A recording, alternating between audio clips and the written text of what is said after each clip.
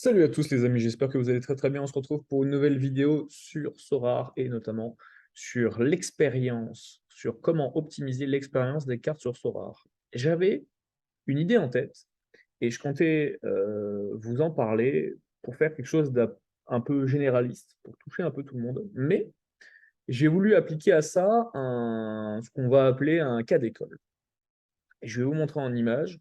Je vous dis pas spécialement d'aller acheter donc le joueur que vous voyez ici même, mais en tout cas, il y a un cas d'école sur ce joueur-là qui est assez représentatif de comment le marché pense.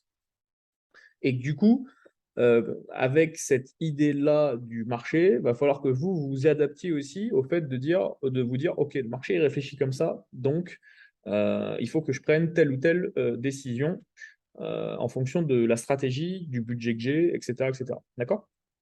Donc, l'idée là-dedans, donc bon, on est sur Benjamin Pavard, donc c'est un profil somme toute classique d'un joueur que le commun des mortels qui est passionné de football connaît.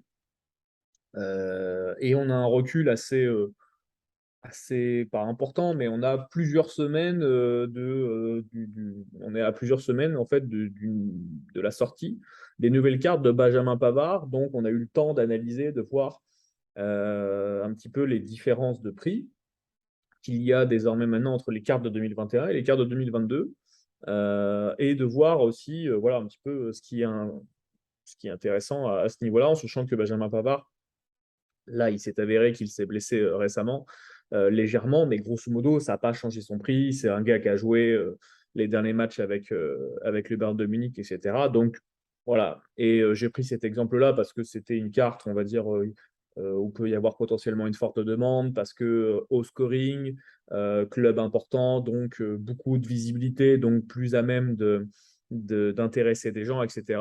Et c'est vraiment l'exemple qui, pour moi, est synonyme de comment optimiser l'XP et comment les gens réfléchissent par rapport à l'expérience des cartes, comprendre la réflexion un petit peu.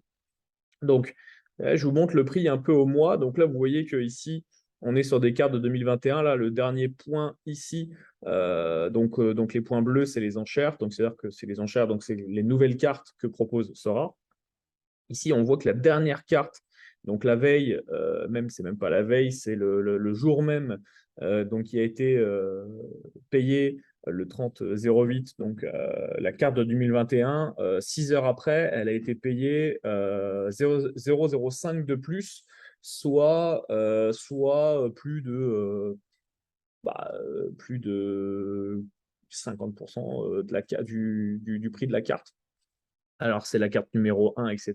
Donc, forcément, OK, ça a un peu plus de prix, mais quand on voit après ce qui s'est passé derrière, alors Pavard a fait des bons scorings, donc ça, j'en doute pas.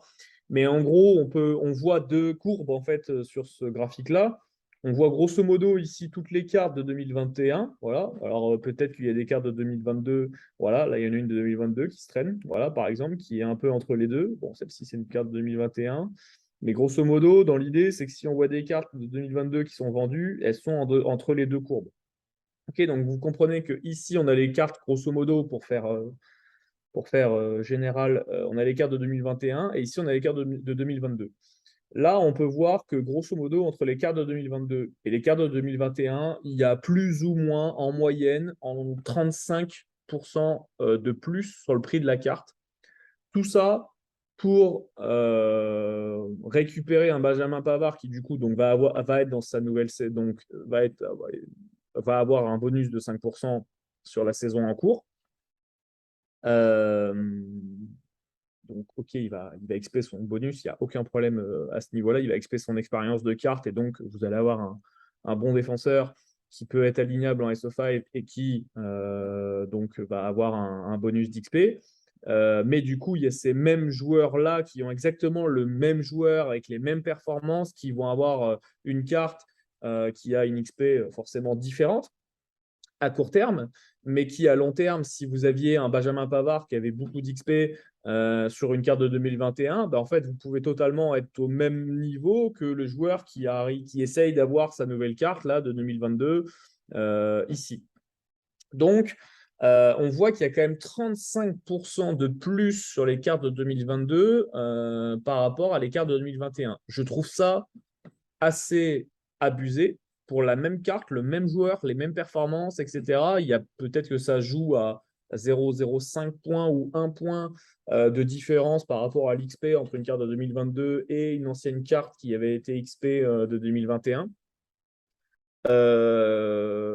Ce cas-là d'école est assez représentatif en fait par rapport aux sorties des nouvelles cartes, parce que si je devais prendre un autre joueur, on est à peu près sur le même acabit, ça varie, c'est grosso modo entre 30 et 40% en plus sur les nouvelles cartes, quand c'est un joueur alignable en SO5 qui joue, etc. etc. D'accord?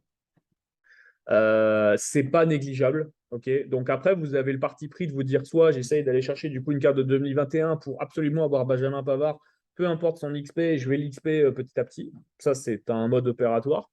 Vous avez aussi la deuxième possibilité qui est de dire bah non, moi je veux payer plus.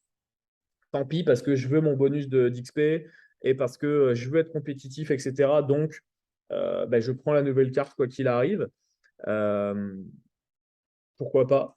Et après, il y a le troisième mode opératoire où peut-être que vous vous dites, il y a peut-être un entre-deux à trouver. Et l'entre-deux, ça peut être tout simplement d'attendre un petit peu qu'il y ait une multitude de cartes de 2022 de Benjamin Pavard qui sort pour acheter Benjamin Pavard, on va dire, au bon prix si jamais vous faites de l'achat-revente. Mais après, ça dépend aussi tout de suite de votre stratégie, de votre budget, de ce que vous voulez mettre en place, enfin de ce que vous avez mis en place, etc. etc. Donc tout ça, c'est des choses qui...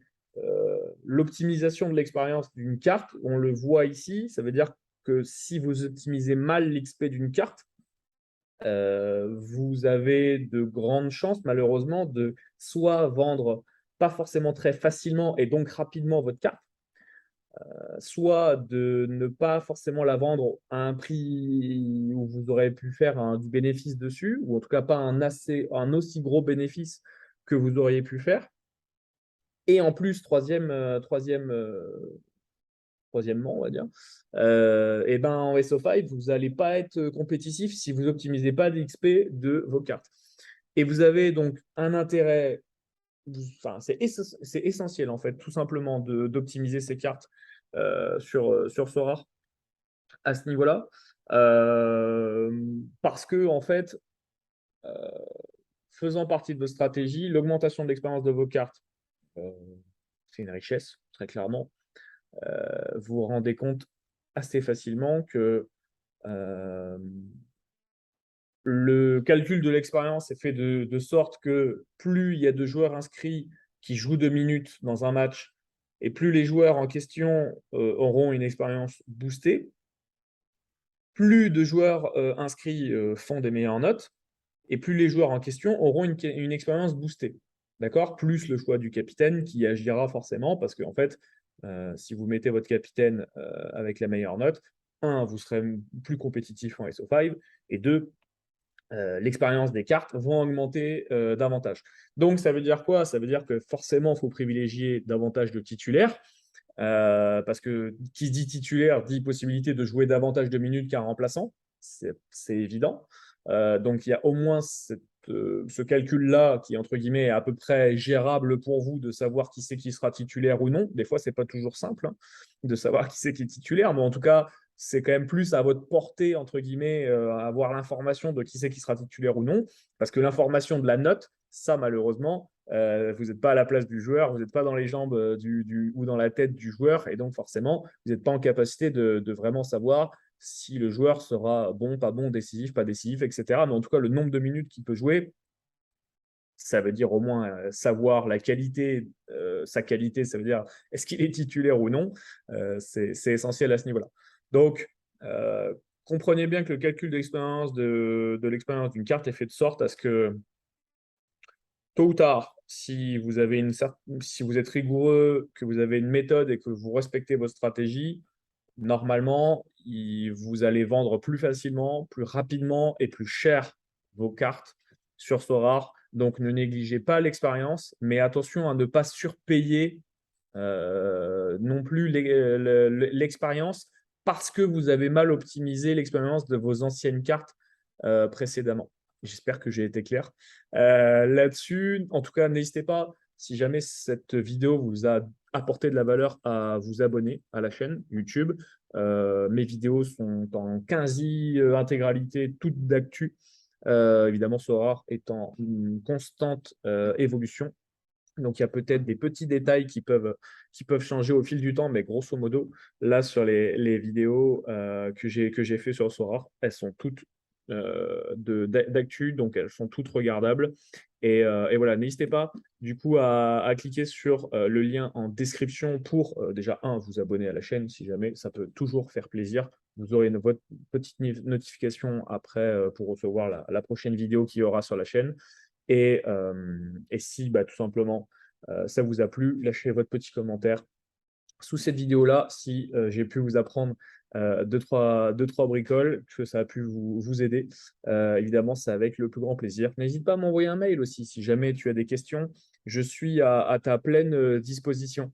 Salut, ciao, ciao.